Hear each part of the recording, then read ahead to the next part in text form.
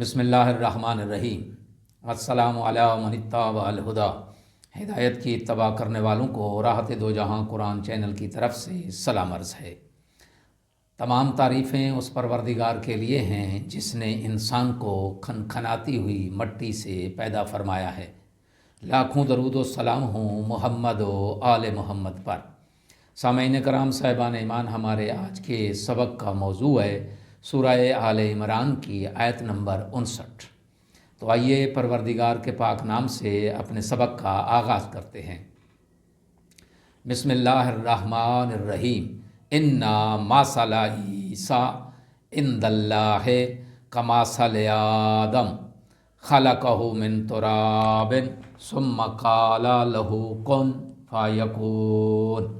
آیت کا ترجمہ: بے شک اللہ کے نزدیک عیسیٰ کی مثال آدم کی سی ہے کہ اس نے پہلے اسے مٹی سے خلق کیا، پھر اسے حکم دیا کہ ہو جا، بس وہ ہو گیا۔ آیت کی تفسیر: یہ آیت نصارۂ نجران کے وفد کے بارے میں نازل ہوئی۔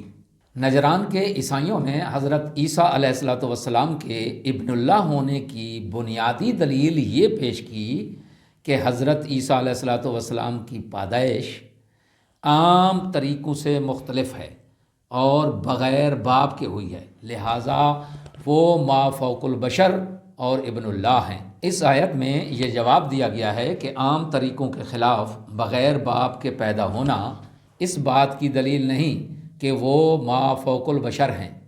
آدم علیہ السلام کی مثال موجود ہے کہ وہ تو ماں اور باپ دونوں کے بغیر پیدا ہوئے، پھر بھی وہ بشر اور اللہ کی مخلوق ہیں۔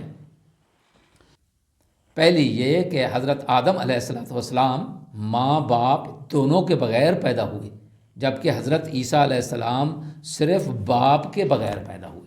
اور دوسری بات یہ کہ آدم علیہ السلام کسی جاندار سے پیدا نہیں ہوئے بلکہ مٹی سے پیدا ہوئے جو بے جان ہے، جبکہ حضرت عیسیٰ علیہ السلام حضرت مریم سلام اللہ علیہا کے بطن سے پیدا ہوئے۔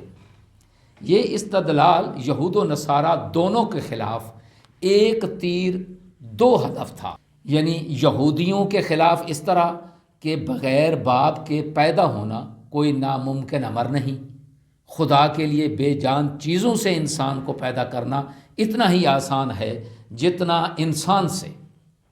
نصارہ کے خلاف یوں کہ بغیر باپ کے پیدا ہونے سے خدا کا بیٹا ہونا لازم نہیں آتا، جیسا کہ حضرت آدم علیہ السلام مٹی سے پیدا ہونے کے باوجود اللہ کا بیٹا نہیں کہلائے۔